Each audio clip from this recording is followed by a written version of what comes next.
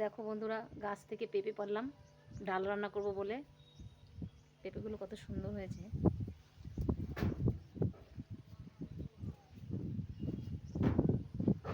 হাওয়া দিচ্ছে খুব সুন্দর। আর আমার রান্নাও কমপ্লিট। তাতে ভাত রান্না করেছি, ডাল পেঁপে দিয়ে, গাছের পেঁপে, শাক ভাজা,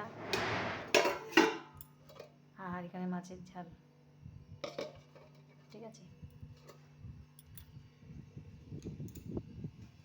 এই দেখো জানলার সামনে একটা পেঁপে গাছ, সেটাতেও পেঁপে হয়েছে। তো তোমাদের কেমন লাগলো অবশ্যই জানাবে। ঠিক আছে, আজ এই পর্যন্ত।